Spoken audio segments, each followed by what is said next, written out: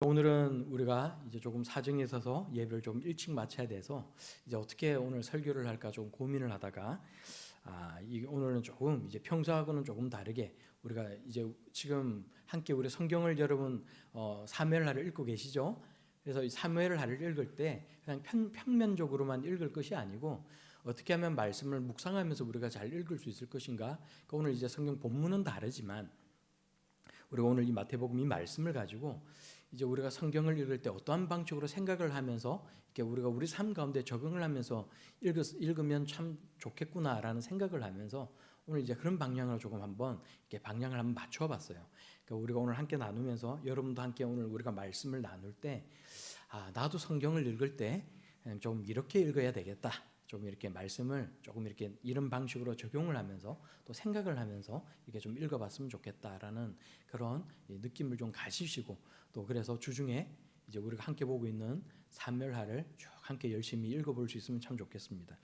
오늘 말씀을 보니까 예수님께서 이제 갈릴리 바다를 혹은 갈릴리 호수를 이제 건너서 건너편으로 가시게 되는 일인데 그 과정에 일어났던 일을 기록하고 있습니다. 여러분 맞습니까? 그죠? 그렇다면 여러분 잠깐만 우리가 볼 때 여러분 잠깐만 오늘 본문 말씀을 여러분 다시 한번 읽어보시겠어요? 저하고 이렇게 말씀을 함께 나누기 전에 우리가 이제 성경을 함께 아까 교독하면서 읽을 때 그냥 한번 그냥 쭉 그냥 읽고 넘어갔을 수가 있으니까 여러분 마음속으로 한번 쭉 한번 다시 한번 말씀을 보세요. 23절에서 27절까지 말씀을 이제 짧으니까 한번 다시 한번 찬찬히 여러분들이 훑어보시면 좋을 것 같아요. 그래서 배에 오르심에 제자들이 따랐더니 왜 배에 올랐냐 하면 갈릴리 호수를 건너야 되니까 제자들이 따랐더니 바다에 큰 놀이 일어나 배가 물결에 덮이게 되었을 때 예수께서는 주무시더라. 왜 예수께서 이렇게 주무시게 되었을까? 이렇게 생각을 하면서 쭉 읽어볼 수 있는 여러분이 한번 읽어보세요. 이렇게 제가 하는 대로 따라오지 말고 지금은 여러분들이 한번 말씀을 읽어보세요. 그 제자들이 나와 깨우며 이르되 주여 구원하소서 우리가 죽겠나이다. 예수께서 이르시되 어찌하여 무서워하느냐 믿음이 작은 자들아 하시고 곧 일어나사 바람과 바다를 꾸짖으시니 아주 잔잔하게 되거늘. 그 사람들이 놀랍게 여기 이르되 이가 어떤 사람이기래 바람과 바다도 순종하는가 하더라. 여러분 읽어보셨어요? 네, 내용은 이렇게 되게 짧고 그죠? 구절 수도 적고 하기 때문에 여러분들이 어떤 말씀인지는 이제 빨리 파악을 하셨으리라고 생각을 합니다.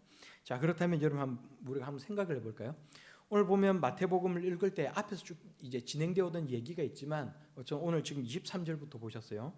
이제 이렇게 보면 오늘 이렇게 바다를 건너가고 있는 와중에 위기 상황이 닥쳤습니다. 어떠한 위기 상황이 닥쳤어요? 오늘 성경을 보니까 바다에 24절에 바다에 큰 놀이 일어나 배가 물결에 덮이게 되었을 때 예수께서는 주무시더라 이렇게 말씀을 하고 있어요. 우리가 성경을 보니까 바다에 큰 놀이 일어나라고 해서 놀이라고 표현을 하고 있는데 이 놀이라는 게 사전을 찾아보면 굉장히 이제 큰 물결이 큰 파도가 쳐서 굉장히 거칠게 치는 파도를 이야기하는 거예요.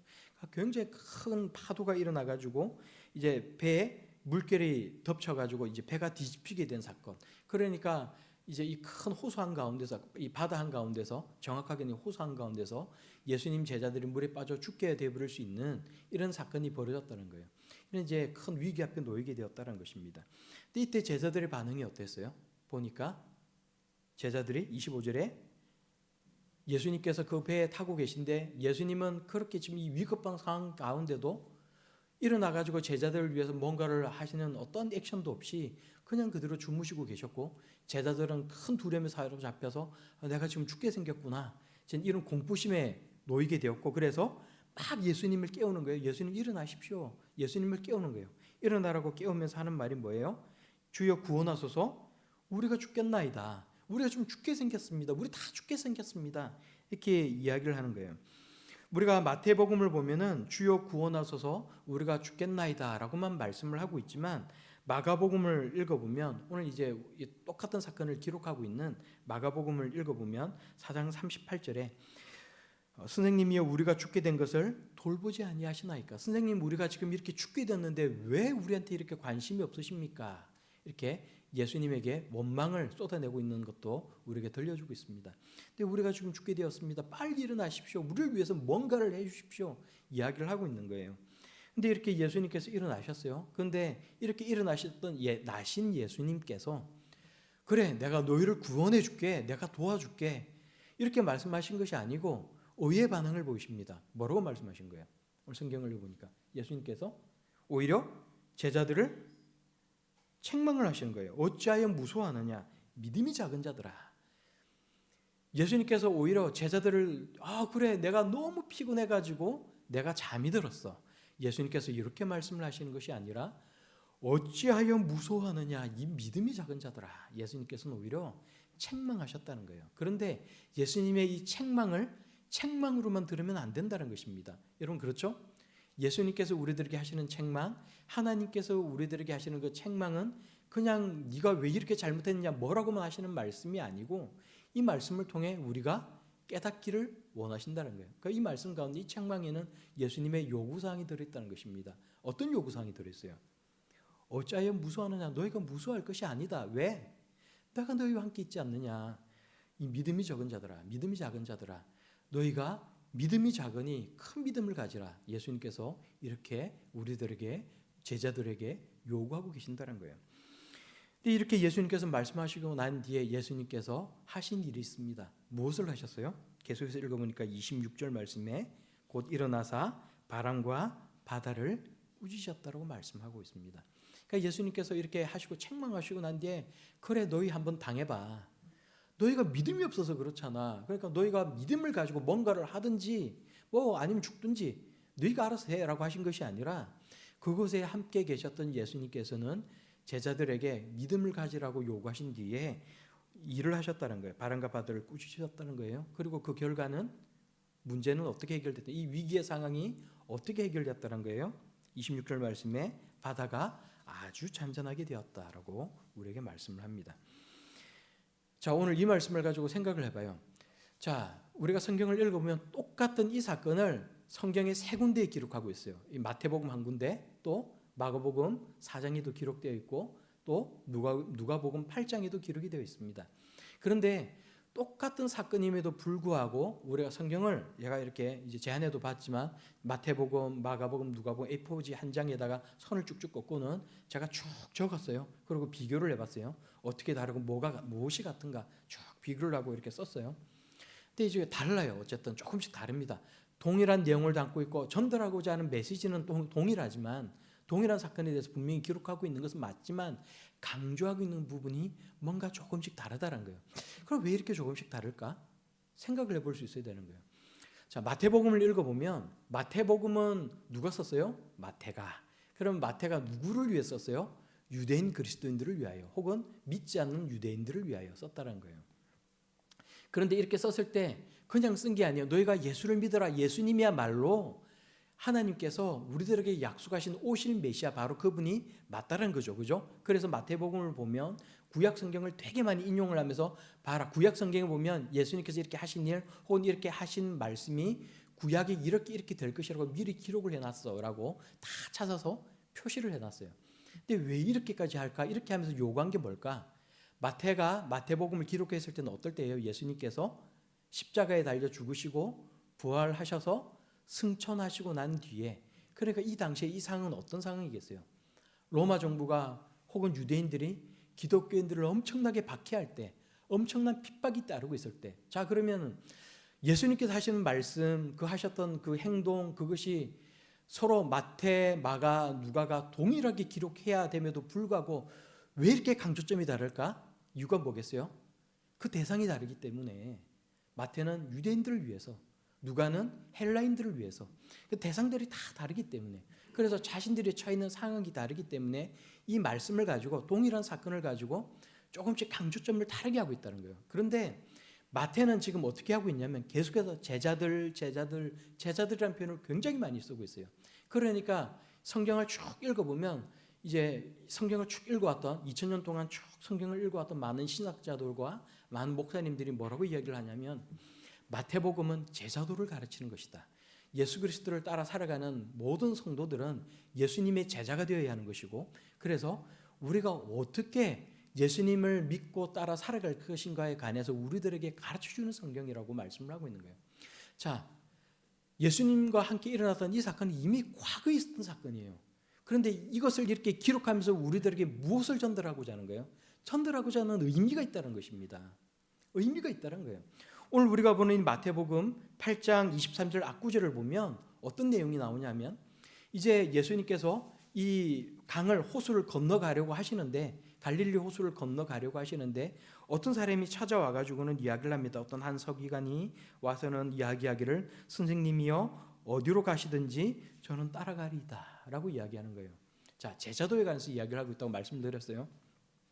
근데 예수님께서 하시는 말씀이 여우도 굴이 있고 공중의 새도 거처가 있으되 인자는 머리 둘 곳이 없다라고 말씀하신 거예요.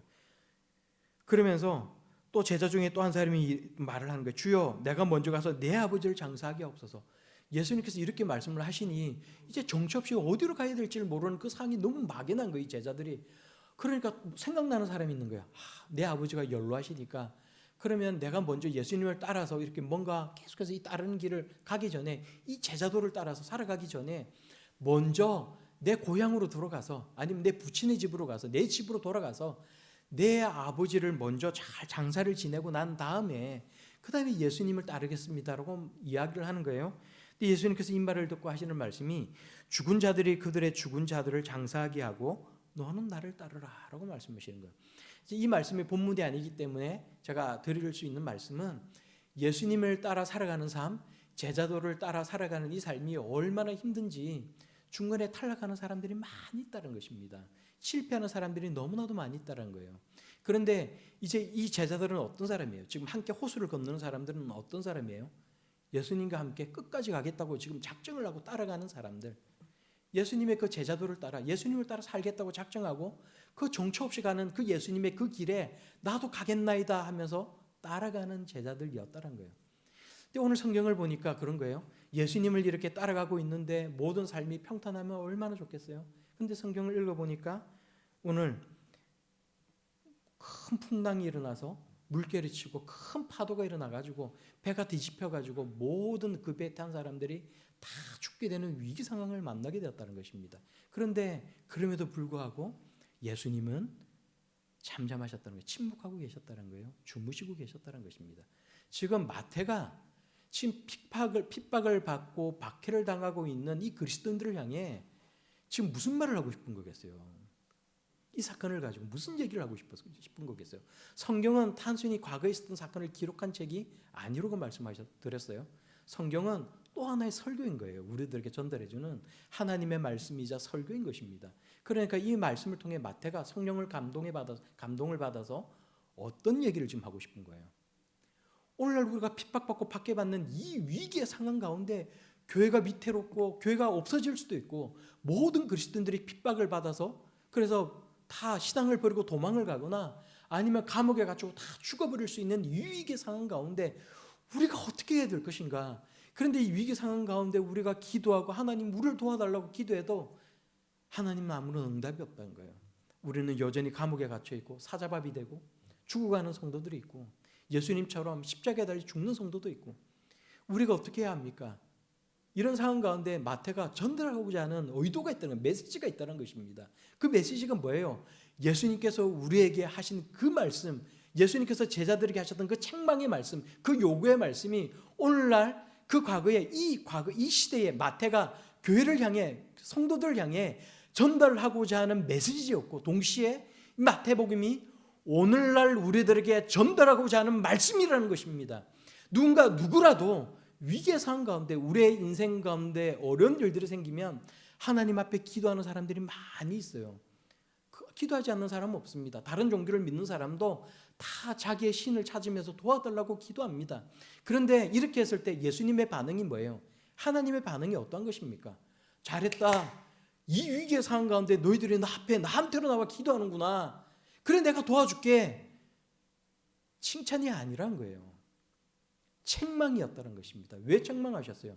기도하였기 때문에 책망이 아니라 무서워하였기 때문에 예수님께서 그 자리에 함께 계셨음에도 불구하고 두려움에 사로잡혀서 어쩔 줄을 몰라 그 공포감에 젖어가지고 예수님을 깨우면서 주여 우리가 죽게 되었습니다. 왜 가만히 계십니까? 그 원망의 마음과 그 공포에 사로잡힌 마음을 보시면서 예수님은 책망하셨다는 거예요. 오늘날 우리도 마찬가지 아닙니까? 어려운 일들이 있을 때마다 우리는 하나님을 원망합니다. 하나님, 정말 이렇게 어려운 상황 가운데에 하나님 무엇 하십니까? 하나님 왜 가만히 계십니까? 제가 이렇게 고통스러워하지 않습니까? 하나님 왜 가만히 계십니까? 하나님을 향해 원망을 한다는 거예요. 하나님의 응답이 없다는 것입니다. 두려움에 사로잡히고 공포심에 사로잡힌다는 거예요. 그런데 이러할 때 하나님께서 우리들에게 원하시는 것은 믿음을 가지라는 거예요. 내가 너희와 함께 있음을 믿으라는 것입니다.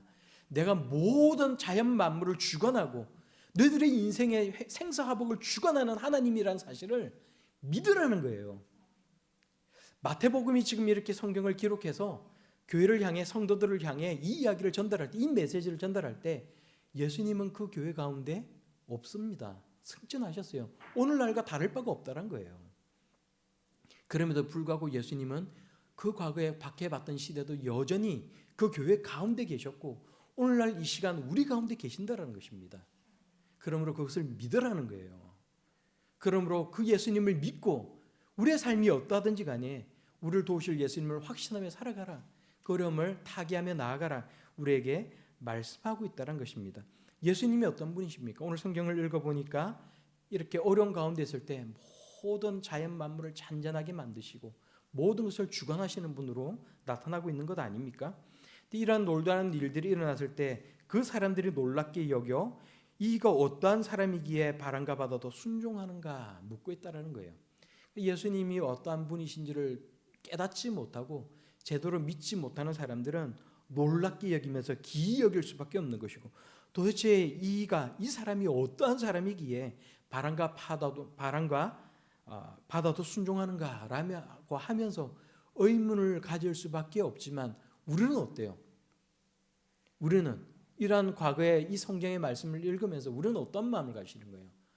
도대체 예수님이 도대체 어떠한 사람이기에 누구시길래 도대체 이러한 일이 있단 말인가? 정말 이 일이 있었단 말인가? 거짓말 아니야? 이런 생각을 가지는 것이 아니라 예수님의 참 제자는 어떠한 마음으로 이 성경을 읽으면서 어떻게 받아들인다고요? 그렇지, 예수님은 모든 것을 주관하시는 하나님이시고 나는 그 예수님을 믿고 따라가는 예수님의 제자입니다.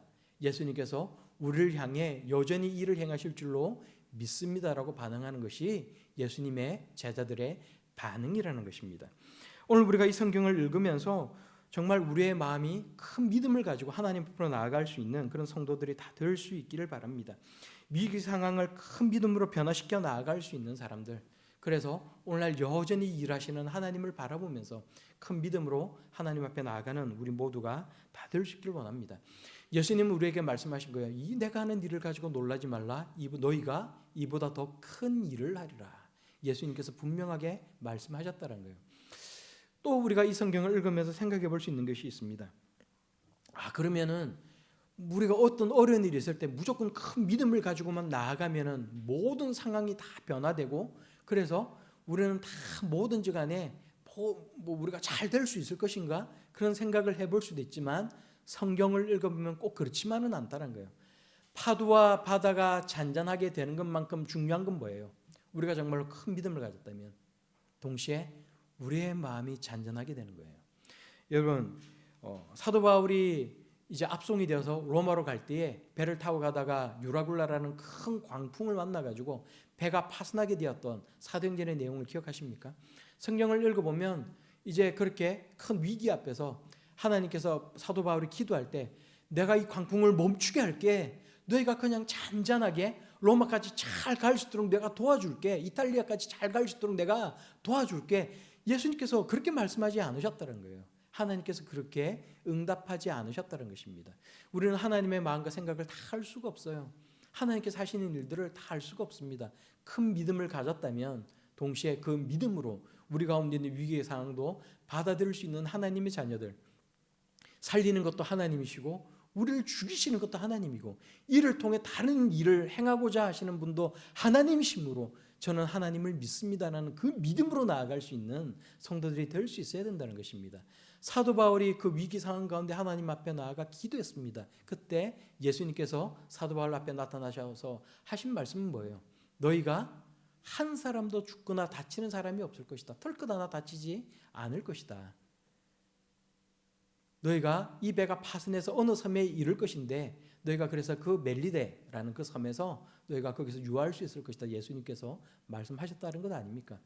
그러니까 무조건 성경을 읽으면서 그냥 내가 읽고 싶은 대로만, 내가 생각하고 싶은 대로만 성경을 읽으면 안 된다라는 거예요. 중요한 것은 큰 믿음을 가진 사람이 될 수 있어야 되는 것이고, 믿음을 가지고 예수님처럼 세상을 향해, 나의 위기를 향해 선포할 수 있는 사람이 될 수 있어야 돼. 그러나 바다와 파도가 잔잔했던 것처럼 우리가 큰 믿음으로 우리의 마음을 잠잠히 하고 평안한 가운데 하나님을 바라보며 살아갈 수 있는 성도들이 될 수가 있어야 된다는 것입니다. 예루살렘 교회 가운데 큰 핍박이 닥쳤어요.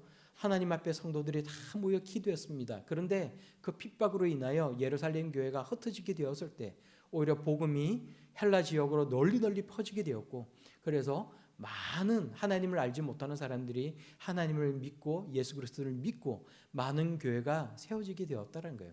그러니까 우리는 내가 원하는 대로만, 내가 바라는 대로만 믿고 나아가는 사람은 믿음이 없는 사람이라는 것입니다. 오히려 그것은 믿음이 없는 태도라는 거예요. 하나님은 우리가 큰 믿음을 가지고 이 땅을 살아가기를 원하는 사람들이 되기를 원하신다는 것입니다. 마지막으로, 시간이 많이 갔는데 마지막으로, 오늘 이런 위기의 상황을 만나고 예수님께서 제자들에게 책망하시고 요구하시고 위기의 상황이 해결되는 이 사건 가운데서 중요한 전제 조건이 있습니다. 그게 뭐예요? 오늘 이 사건에 중요한 전제 조건이 있어요. 그게 뭐예요? 오늘 말씀해 보면 23절에 예수님께서 배에 오르심에 제자들이 따랐더니라는 말씀이라는 거예요. 제가 지금 무슨 말씀을 드리고자 하는지 아십니까? 우리는 우리 마음대로 세상을 살고 내가 원하는 고집대로 살아가다가 어려운 일이 닥치면 뭔가 성경을 읽으면서 그래, 믿음으로 하나님 앞에 기도하면 하나님께서 도와주시지. 여러분, 그 믿음도 그래도 그 믿음이라도 가지면 칭찬할 만하지만, 그러나 정말 중요한 건 뭐예요? 오늘 성경을 읽어보니까 정말 중요한 전제 조건은 예수님께서 배에 오르심에 한 배를 탔던 그 제자들, 예수님께서 가자고 하신 방향을 향해 함께 나아갔던 그 제자들의 태도를 보면서 과연 내 삶의 방향이 어디를 향해 나아가고 있는지를 돌아볼 수 있어야 된다는 거예요. 예수님께서는 내가 저기를 향해 나아가기를 원하십니다. 예수님, 내가 저기를 가라고 말씀하십니다. 나는 예수님 말씀에 귀를 틀어막고 말씀에 듣지 않고 그 말씀에 순종하지 아니하고 나는 반대 방향으로 가는 거예요. 예수님, 내가 순결한 삶을 살아가라고 원하십니다. 하나님 나라를 위해 일하라고 말씀하십니다. 근데 나는 그 반대 방향을 향해 나아가는 거예요. 그러면서 어려운 일이 있을 때마다 이 말씀 붙들고는 하나님 나를 도와주옵소서, 그렇지, 내가 큰 믿음을 가져야라고 생각하는 것은 이미 전제가 잘못되었다는 거예요. 오늘 이 말씀의 전제가 뭐라고요? 예수님과 한 배를 타야 합니다. 예수님과 같은 방향을 향해 나아갈 수 있어야 합니다. 예수님의 말씀에 순종할 수 있는 사람이 될 수 있어야 합니다. 예수 그리스도의 제자가 될 수 있어야 합니다. 여러분, 예수님의 제자로 살아갈 수 있는 성도들이 다 될 수 있길 원합니다. 그러므로 우리가 예수님과 함께 동일한 길을 가면서 같은 방향을 향해 나아가면서 예수님의 제자로서 하나님의 나라를 위한 비전과 꿈을 가지고 사명을 이루며 살아갈 수 있는 그런 저와 여러분들이 다 될 수 있기를 예수님 이름으로 축원합니다.